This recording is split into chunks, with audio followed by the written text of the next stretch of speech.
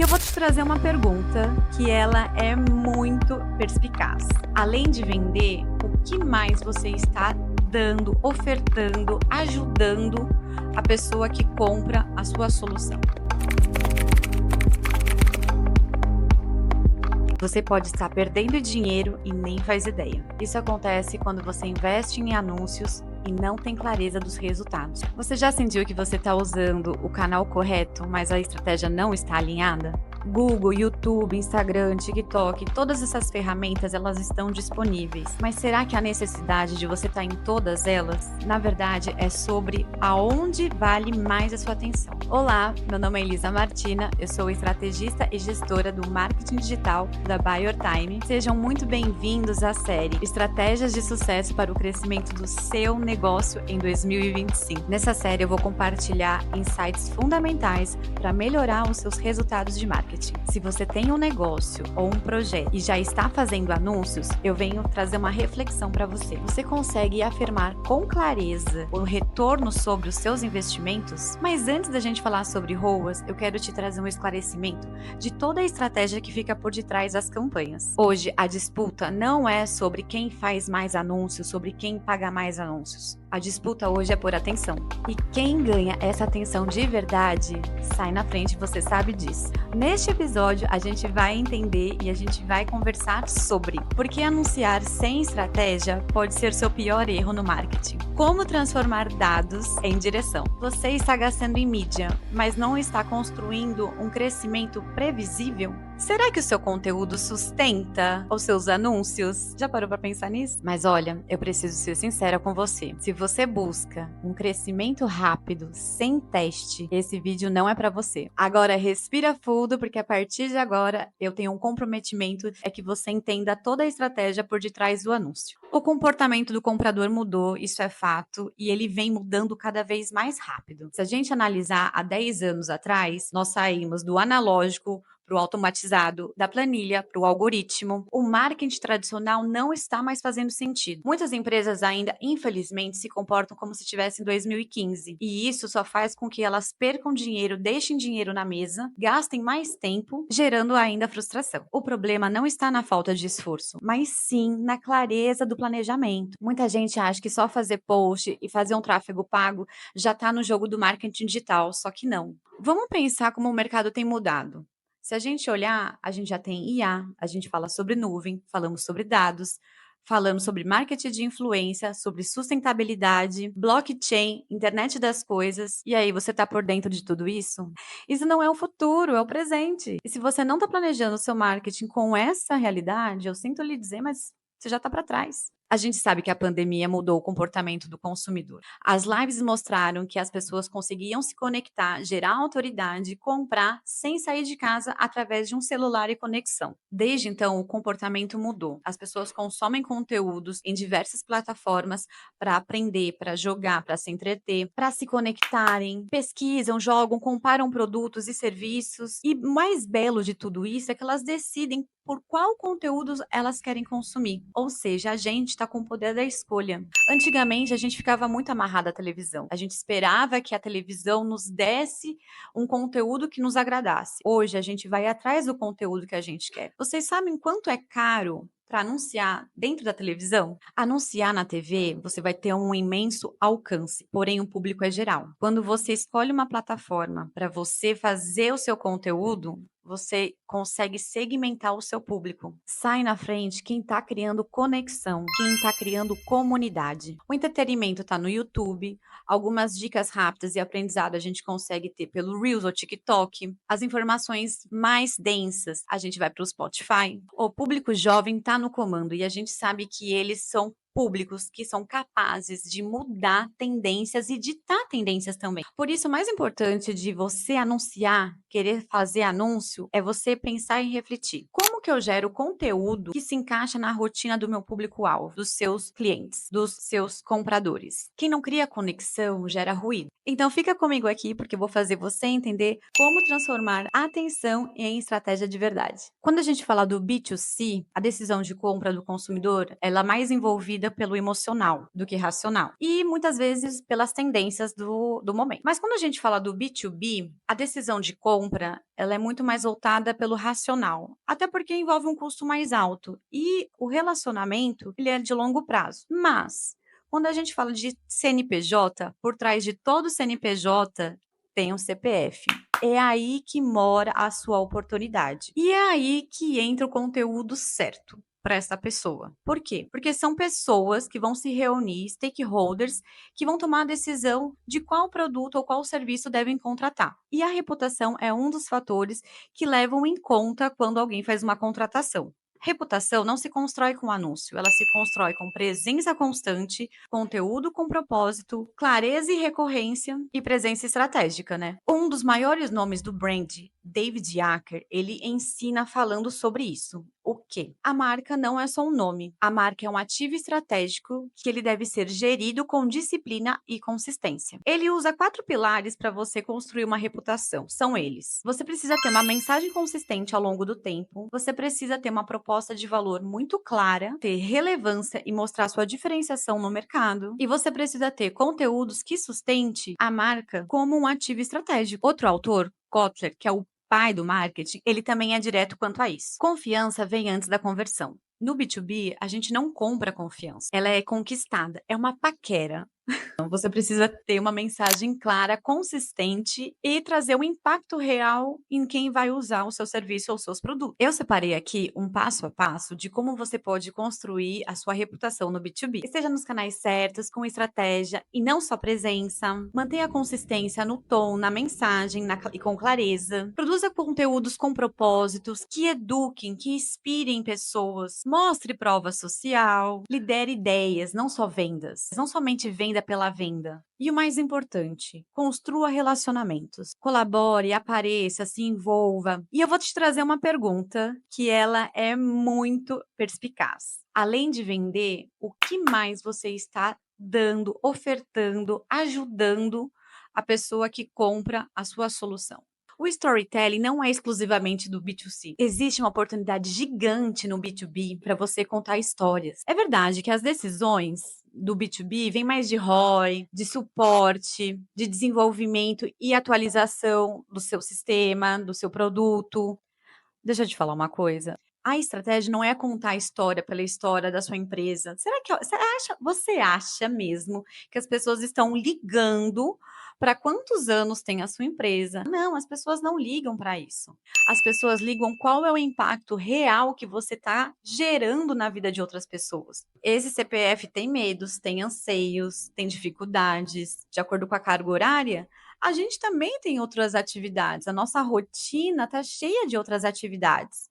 E é aí que entra a estratégia para a sua marca, da sua empresa aparecer. Quando você cria conteúdo inteligente, as pessoas elas tomam melhores decisões, isso é fato. E aí você começa a criar um relacionamento. Você deixa de ser um fornecedor e você começa a ser um parceiro dessa pessoa que está enfrentando alguma dificuldade, está escolhendo, está comparando antes de escolher. E então, o mais importante aqui é que quem gera conexão é que ganha a sua atenção. Vamos descomplicar e vamos falar de anúncio, mídia paga? Bora lá. Mas antes da gente falar sobre tráfego pago e mídia paga, você sabe exatamente o que significa essa ferramenta? Ela te propõe, ela te proporciona, te oferece a possibilidade de você encontrar novos nichos, novos públicos, ou então trabalhar públicos semelhantes ao que você já tem diagnosticado, com a finalidade de conversão, que assim, é o que todo mundo faz, é o ideal, você consegue fazer remarketing, você consegue fazer retargeting. Então, se você já tem leads qualificados, trabalhados com CRM,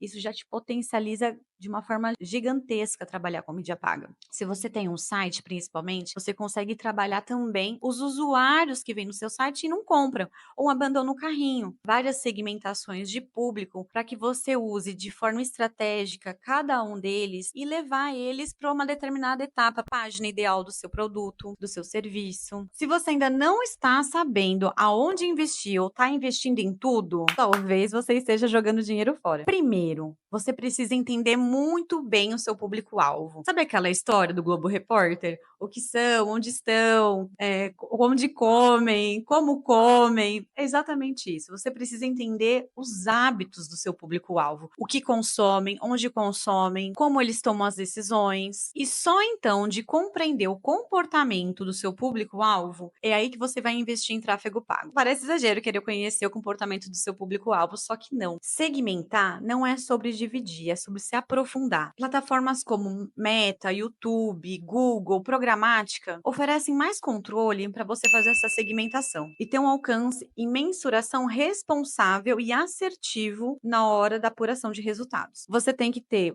qualificados seus leads, então o seu CRM tem que estar sempre revisando os seus leads qualificados, os seus visitantes recorrentes do site, em TMs aí vão te ajudar também bastante para entender quais canais estão trazendo mais visitantes, públicos semelhantes ao que já compram de você também, e os clusters por comportamento e regional, regiões aí que você trabalha. Mas qual canal escolher, Elisa? Eu tô aqui com a grana na mão e eu quero investir. A resposta parece simples. Se você já está fazendo seu tráfego pago, já está trabalhando com anúncios em diversos canais, basicamente você tem que fazer a apuração deles, fazer a apuração do ROAS. Mas eu quero te trazer aqui, olhar o ROAS isoladamente não faz muito sentido se a gente está falando de crescimento de base. Porque às vezes o canal que menos converte é o canal que leva mais visitantes para o seu site. E aí você pode trabalhar o remarketing. E outra pergunta, você sabe qual é o canal que ajuda, que educa o seu cliente? E o que fazer quando você percebe que a segmentação do seu público não está funcionando? Como que a gente pode lidar? Como que a gente pode consertar isso? Você pode notar que o CTR ele está baixo, que o custo por lead está alto e você está tendo poucas conversões. É a primeira coisa que você vai analisar. Então eu vou te passar um checklist para você ver se realmente a segmentação do seu público ela está errada ou ela precisa de ajustes, ou então é a mensagem que você não está usando da melhor forma para aquele público. Primeiro, você realmente está usando o público certo? O que eu te recomendo é faça testes com segmentações A e B. E aí você vai entender se de fato é o melhor público, ou então você pode usar o lookalike desse público, ou então usar interesse de ou então usar interesses adjacentes. Gente, que palavrinha difícil. Interesses adjacentes. Segundo, será que a mensagem que você está falando, ela não está muito genérica? Porque às vezes você não está falando nada com nada e realmente o público não vai converter, ele não vai tomar uma determinada ação que você espera. Ah, e é muito importante, nessa mensagem ela tem o CTA adequado para o objetivo desse anúncio? Terceiro, os formatos que você escolheu, eles estão adequados para o seu público? Por isso que é tão importante você entender o comportamento do seu público. Se ele consome mais YouTube, você está investindo muito em Instagram. Será que ele está lá convertendo? Não. Ele vai aprender, ele vai se educar, ele vai se munir de conteúdos no YouTube e assim essa relação, possivelmente, estou tirando da minha ideia, estou tirando da minha cabeça. Um exemplo, tá? Então talvez seja no YouTube, ou então seja o inverso também. Às vezes seu cliente ele converta mais no Instagram, no TikTok, pelo fato dele estar lá, porque é rede social e ele está scrollando com mais frequência. Quarto, você tem respeitado o funil de vendas, as etapas do funil de vendas? Por que eu digo isso? A nossa ansiedade de querer vender no tráfego pago é tão grande que a gente acaba investindo dinheiro para o público converter, sendo que ele acabou de te conhecer. Então ele tem uma jornada. E tá, essa jornada a gente já sabe que não é linear. É algo que a gente fala funil de vendas, mas para a gente entender muito mais os públicos. Então a pessoa ela conheceu a sua solução. Será que ela já está pronta para converter? Ou ela precisa de mais informação para tomar essa decisão? Se ele é um público já quente, já qualificado, você já pode mandar ele para o carrinho, já pode. Quem dera, né? Se fosse assim, mas idealmente, no mundo ideal, o público mais qualificado, ele já vai direto para o carrinho. E quinto, você tem analisado de fato, corretamente os dados? Então veja se as campanhas, se os CTAs eles estão com o tagueamento, se eles têm as UTUNs corretas para você analisar depois no Analytics. Então é muito importante você ter sempre uma clareza do dash, Ou se você não tem um Dash, perguntar para alguém que domina essa área para te ajudar a entender melhor a janela de atribuição, da onde está vindo realmente, está vindo seus usuários, entender melhor os seus eventos também. A solução, gente, não é mudar tudo. Eu hesito muito de mudar tudo muito rápido, porque às vezes você faz um ajuste que ele já coloca o trilho no eixo, sabe? E quando você também muda tudo, você não sabe exatamente aquilo que fez diferença para você ter obtido um melhor resultado. Então, o marketing, ele é uma jornada de constante ajuste. Você precisa ter uma paciência muito estratégica. Primeiro você cria uma hipótese, depois você testa, depois você analisa e depois você otimiza ela.